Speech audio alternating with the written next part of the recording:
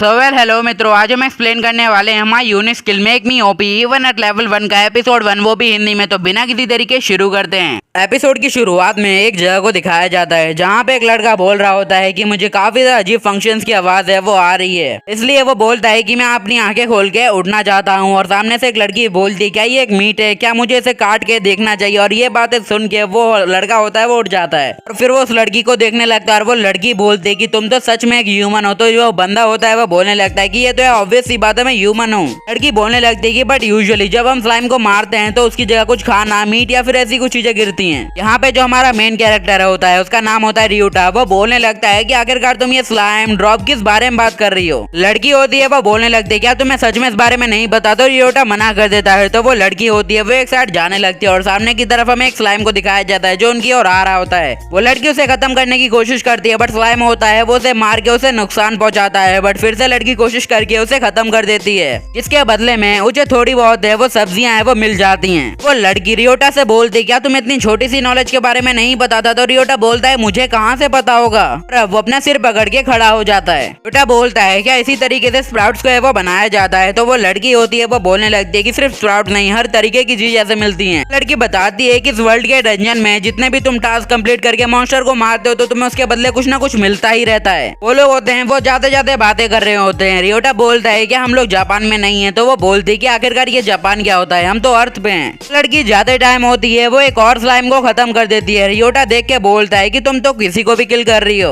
वो लड़की बताने लगती है कि देखो यार, जो स्लाइम होते हैं वो लेवल 1 के क्रिएचर होते हैं जो कि काफी कमजोर होते हैं, इसलिए मारना उन्हें आसान है। वो बोलते हैं कि क्योंकि अब लेवल 1 काफी ज्यादा कमजोर लग रहा है इसलिए मुझे लेवल 2 पे भी जाना चाहिए। अब वो लोग होते हैं वो सामने की तरफ एक जगह पे जाते हैं। तो रियोटा बोलता है आखिरकार ये कौन सी जगह है। तो वो लड़की बताती है स्कोर बोर्ड है। इस लड़की का नाम एमिली होता है और वो अपना स्टेटस है वो देखती है जिसमें उसकी स्ट्रेंथ सी होती है, वो स्पेशलिटी सब कुछ ऐसा ही है वो होता है नॉर्मल। रियोटा को सच में एक वीडियो गेम की तरह है वो लगने लगता है। और अभी जो एमिली है उसके पास नॉर्मल पावर बेस है, तभी उसकी नजर होती है वो स्कोर बोर्ड के दूसरे पॉइंट पे जाती है। दूसरे साइड में ड्रॉप स्टेटस होते हैं जहाँ पे प्लांट्स, एनिमल और ऐसी मिनरल्स है वो मिलते हैं, क्योंकि ये लेवल 3 का है। एमिली बताने लगती है कि जिसका जितना ज्यादा लेवल होता है वो इतना ज्यादा लेवल की चीजों को है वो मंगवा सकता है। एमिली रियोटा से बोलती है क्या तुम इसे चेक करना चाहोगे। तो रियोटा बोलता है क्या मैं सच में से चेक कर सकता हूँ, और इसी के साथ उसे टच करता है। रियोटा होता है वो जैसे ही अपना पावर लेवल चेक करता है उसे पता चलता है कि उसकी स्ट्रेंथ सारी चीजें होती हैं वो लेवल 1 पे होती हैं। रियोटा होता है ये देख के काफी ज्यादा दुखी हो जाता है। तो एमिली बोलती है कि सही में तुम्हारा स्टेटस काफी ज्यादा ये वो दुखीदायक है। रियोटा बोलने लगता है कि लगता है इन लेवल के हिसाब से मेरे पास तो है वो कुछ भी नहीं होगा। तो एमिली बोलने लगती है कि सच कहा, तुम काफी ज्यादा लो लेवल पे हो। इतने बीच में वो एमिली होती है वो बोलने लगती है कि तुम्हारे पास तो काफी लेवल है, ABCDEFGHIS तक वो आ जाती है। बट यहाँ पे रियोटा को समझ में आता है कि यहाँ पे लेवल S को नीचे माना जा रहा है। बट यूजुअली इसकी इंप्रेशन होती है वो हाई लेवल पे है वो गिनी जाती है। इसकी वजह से वो एमिली से बोलता है कि मैं ट्राई करना चाहता हूँ। और वो बोलने लगता है कि अब मैं क्या चुनूं।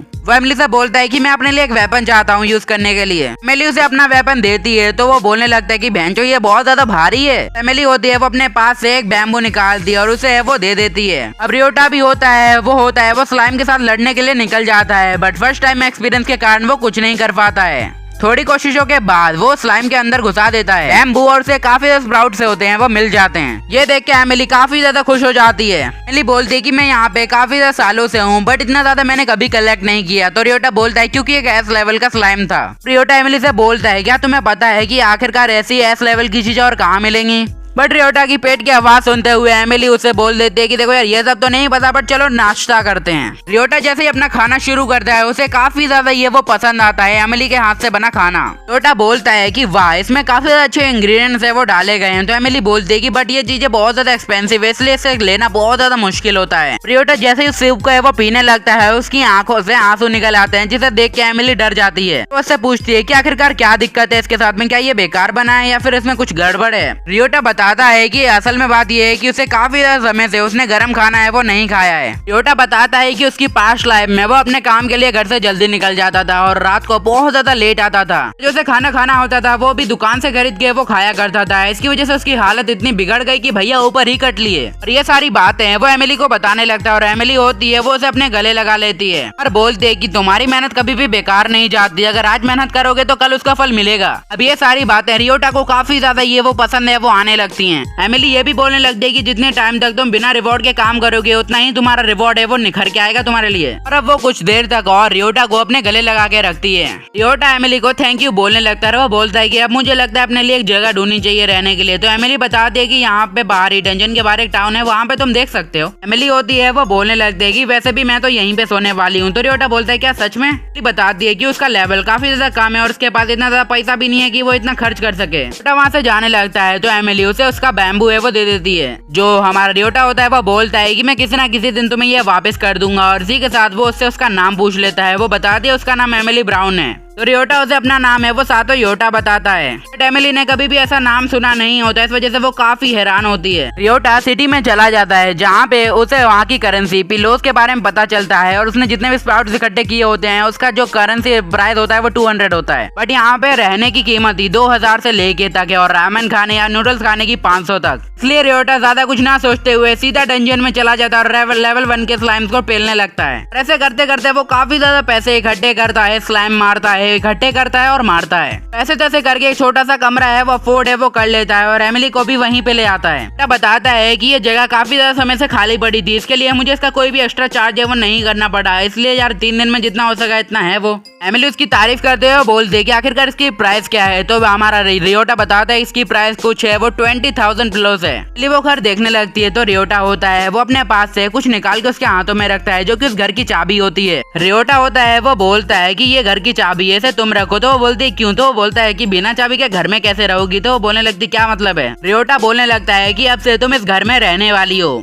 ये बात सुन के एमिली बहुत ज्यादा हैरान होती है। तो रियोटा बोलता है कि तो मैं वो यहाँ के टैक्स की चिंता मत करो, जो भी होगा यहाँ का सब मैं निपटा दूंगा। रियोटा की इतनी ज्यादा मेहनत देख के वो काफी ज्यादा इमोशनल हो जाते हैं और वो बोलते कि यार ऑलराइट ठीक है भैया हम यहाँ पे रुकेंगे। एमिली उसके हाथ देखते और वो बोलते कि तुम्हारे हाथ काफी ज्यादा गंदे और बहुत ज्यादा ये वो उछल चुके हैं या जो भी हो। रियोटा बताता है कि मैंने लगातार 3 दिन काम किया है तो इसकी वजह से ये सब तो है वो चलता है। तो वो बोलने लगते हैं कि अच्छा ठीक है अब मैं सूप बनाती हूँ। तो रियोटा बोलता है तो मैं बाउल लाता हूँ। इसका मतलब होता है एमिली ने बोला होता है कि मैं पूरी जिंदगी के लिए तुम्हारा है वो सूप बनाना चाहती हूँ। रियोटा इस बात को समझने में बिल्कुल देरी नहीं करता कि भैया चल क्या रहा है। वो बोलता है कहीं ये तो नहीं बोल रही कि मैं इसके साथ जिंदगी भर रहा हूँ। अगले सीन में हमें एक एडवेंचरर गिल्ड को दिखाया जाता है जहाँ पर रियोटा होता है वो वहाँ पे आया होता है अपनी चीजें बेचने के लिए। जहाँ पे रियोटा एर्जा नाम की एक लड़की को बुलाता है जो वहाँ की कस्टमर जो भी है वो संभालती है। बट वो हर बार हमारे रियोटा का नाम गलत लेते हैं और वो बोलते हैं कि तुम्हारा नाम बहुत मुश्किल है इसलिए लेने में तकलीफ होती है। नाम उसके लाए गए सामान का कुछ है वो चेक करने के बाद उसे प्राइस बता देती है और वो बोलती है कि अच्छा ठीक है मैं तुम्हें 2000 तक है वो दे सकती हूँ। रियोटा बोलता है कि वैसे भी यार ये लेवल 1 की चीजें हैं तो काफी ज्यादा मुश्किल होगा, लगता है मुझे लेवल 2 पे जाने की कोशिश करनी चाहिए। तो जो सरदा होते है उसे बताती है लेवल 2 पे उसे शायद गाजर मिलेगी।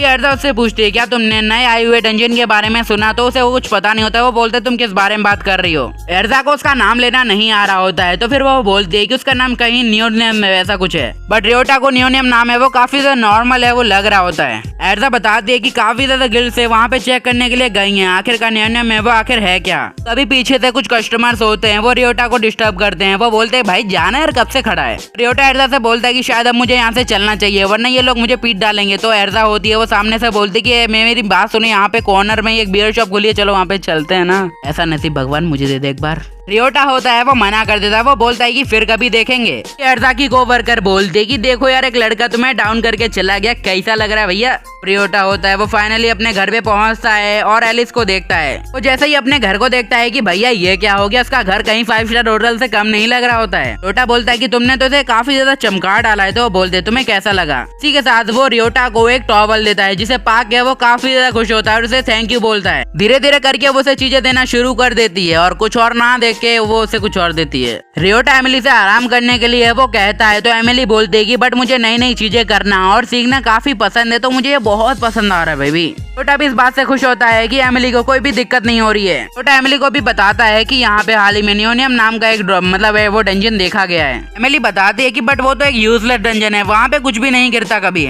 चाहते हुए ना चाहते हुए रियोटा उसी डंजन में चला जाता है और स्केलेटन उसके सामने आ जाता है, बट रियोटा होता है वो उससे बच जाता है। स्केलेटन की पावर देख के उसकी फट जाती है और वो अपना निकालता है बैम्बू और उसके हाथ पे है वो अटैक करता है, बट वो उसे दबोच लेता है। बट एक्सीडेंटली वो उस कंकाल के ऊपर उसी के अटैक से एक चट्टान गिर जाती है। रियोटा मौके का फायदा उठा के उसे पेल देता है। रियोटा को उस कंकाल के बदले एक सीड मिलता है जो अचानक से ही गायब हो जाता है और उसी के एचपी के साथ है वो मिक्स हो जाता है। जब एमिली होती है वो रियोटा का स्कोरबोर्ड देखती है तो उसे पता चलता है कि लेवल 1 पे होने के बावजूद भी उसने अपनी एचपी को बढ़ाया है। रियोटा बोलता है कि लगता है मेरी मेहनत हमेशा है वो काम आएगी और इसी तरीके से वो स्केलेटन्स को मारना शुरू करता है। यहाँ पे एमिली भी उसका काफी साथ देती है, बट एमिली की मेहनत वहाँ पे कुछ काम की नहीं होती है। वो चाहे कितनी भी खत्म कर दे, बट वो चीज है वो यानी एचपी का सीड होता है वो रियोटा को ही मिलता है। रियोटा बताता है कि एमिली ने जो मुझसे कहा था वो एकदम सही है। इस वर्ल्ड में जो भी चीजें होती हैं वो उनके फिक्स मॉडल को ही मिलती हैं। जस्ट लाइक एमिली होती है वो लेवल 1 पे है तो उसे उसी की चीजें मिलेगी। मेरा लेवल 1 के साथ मैं इस लेवल की चीजों को भी कलेक्ट कर सकता हूँ। एमिली काफी ज्यादा खुश होती है क्योंकि हमारा रियोटा बिना किसी मेहनत के अपने लेवल को इंक्रीज कर रहा होता है। रियोटा को ये पता चल जाता है कि ये डंजन होता है वो एस रैंक वाले बंदों के लिए है बस।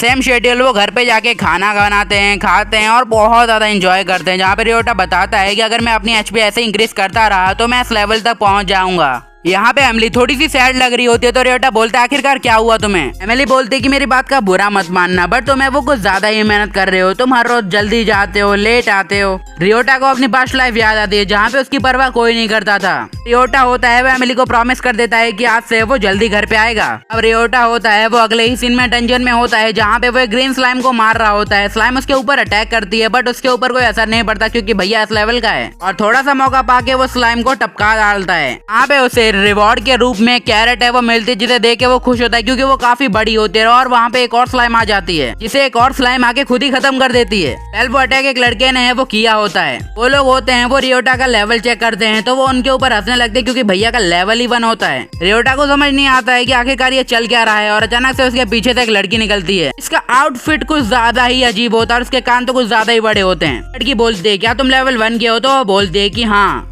लड़की वो बोलती है मुझे इतने कमजोर लोग पसंद नहीं और उसके ऊपर मारती है, बट रियोटा को तो फर्क ही नहीं पड़ता है। अब वो घर पे वो सारी गाजरें हैं वो ले जाता है और वो बोलता है कि चलो यार इसे बनाते हैं और लपक के खाते हैं। रियोटा बोलता है कि वैसे भी मैंने काफी ज्यादा अर्निंग है वो कर ली है तो चलेगा भैया। एमिली बोलती है कि लगता है आज के खाने में मजा आएगा और अचानक से उसके दरवाजे को खटखटाने की आवाज आती है। रियोटा होता है वो बाहर जाता है तो वहाँ पे उसे वही लड़की मिलती है जो उसे डंजन में मिली होती है और वो तुरंत उसके ऊपर अटैक करती है। रियोटा बोलने लगता है कि आखिरकार तुम यहाँ पे क्यों आई हो? तो वो लड़की होती है वो थोड़ा सा ब्लश करती है और वो बोलती है कि मुझे तुम चाहिए। ऑब्वियस सी बात है हारेम सीरीज है तो तुम्हारे लिए लड़कियों की कमी तो मैं होने नहीं दूंगा। यार एपिसोड यहीं पे खत्म होता है। मिलते हैं अगले किसी एपिसोड में, तब तक के लिए सायोनारा और बाय बाय।